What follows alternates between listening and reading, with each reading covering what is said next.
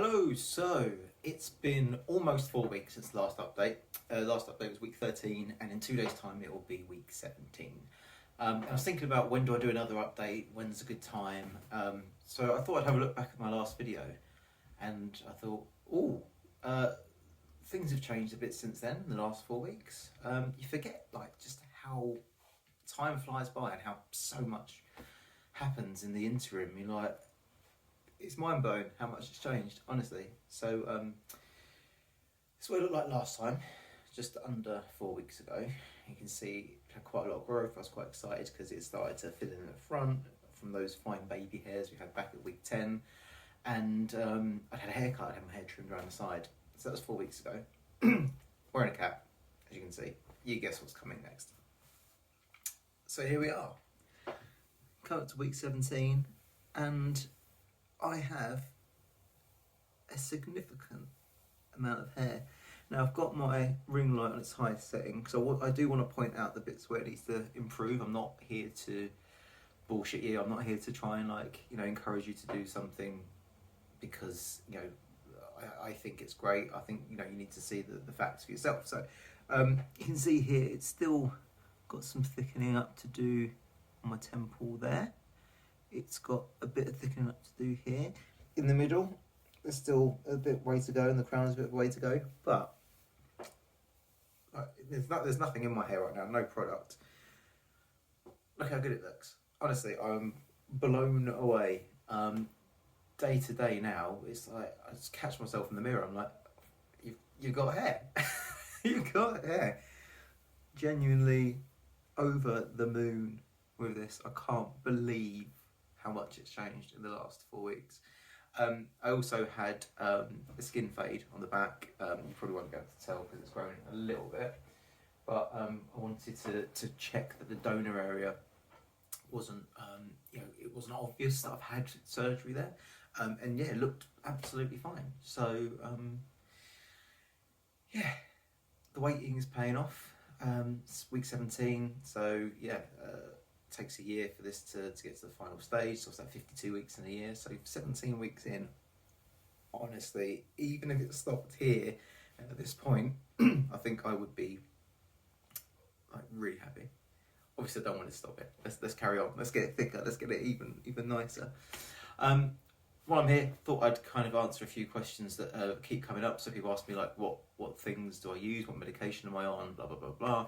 I think I mentioned it before on a previous video, but I do take Finasteride, 1 milligram every day, and I have done for the last 4 years. So this isn't something that I've done since having the surgery.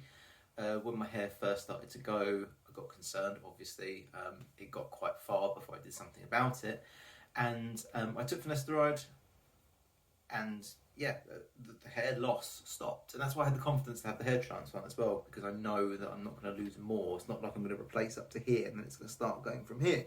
I know it stopped. Also, a little bit of the hair did come back at the time, but not a significant amount, but enough for me to know that it was working.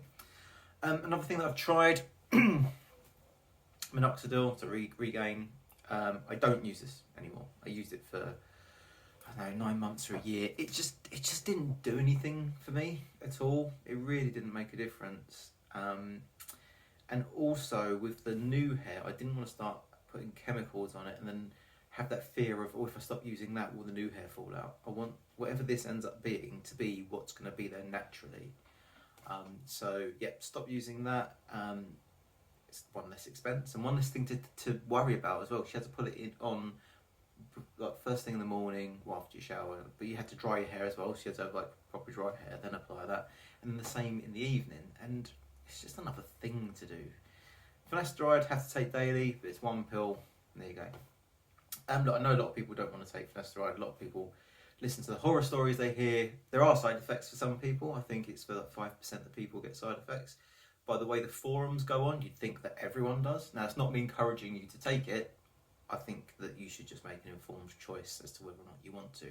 Don't listen to fear-mongering, and don't listen to people trying to sell it to you either. Make an informed choice based on yourself. So what else? About a couple of months before having the procedure, I started taking Biotin after I heard about it on various forums. It's not chemical, it's vitamin, mineral type thing. It's good for hair and nails. I did notice before the surgery that the hair that I had started to get a little bit thicker. So, and these are like tiny tablets. I mean, Finasteride, you can see there, are very small. These are about the same size, and it's not particularly expensive. So one of those a day with dinner, like, it's not really much effort to take the 2 tablets at the same time. So yeah, I mean, I would recommend that. It's cheap. Get it on Amazon or from whatever, you know, health food store you go to. Sorry, coughing and clearing my throat a lot. I've been ill recently. Caffeine shampoo. Now, I can't tell you if this works well or doesn't. I've been using it since the surgery, and you know, these results are either through just the surgery itself, or the surgery and the biotin, or the surgery and the biotin and this. But you know, for the sake of paying a bit more for shampoo, I wash my hair daily anyway. I might as well go for caffeine shampoo. So this is the double strength one, or double effect, or whatever. So I use that every day. And then the other thing was this. I don't know if you can see.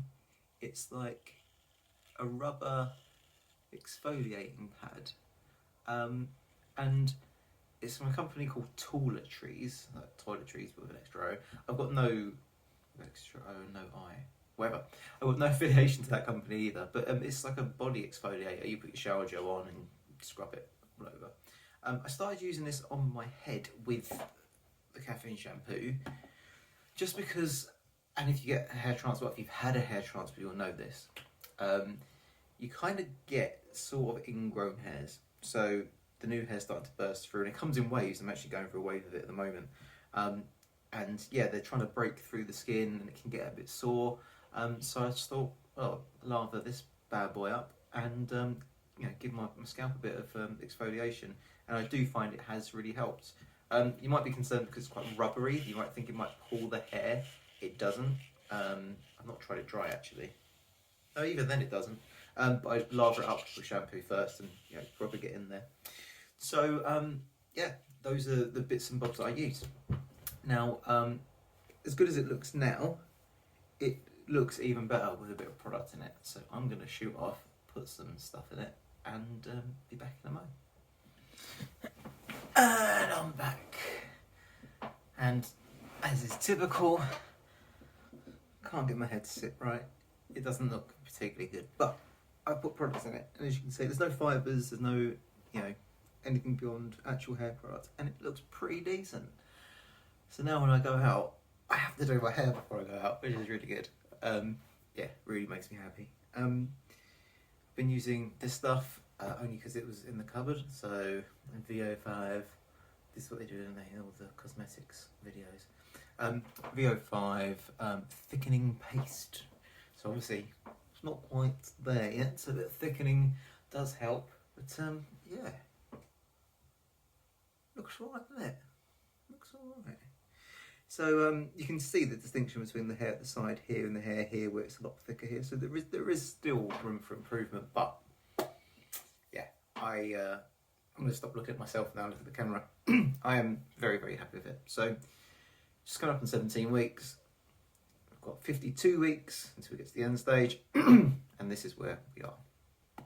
So please feel free to ask questions, comment, whatever you like down below. In the comments, I mean, and yeah, like, I'm happy to answer any questions, either like directly or privately. Catch me on all the social media, the usual places, Instagram, Twitter, and TikTok. Don't do Facebook, not really my thing.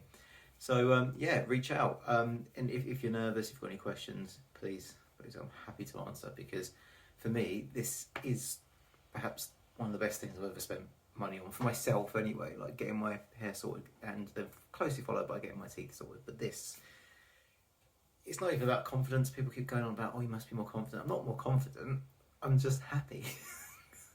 My levels of confidence are unaffected. I'm just happy when I pass the mirror and I'm like, oh yeah. So there you go. Yeah, please get in touch, and speak to you in, well, I don't know, a few weeks, 3-4 weeks, who knows. See you later, take care.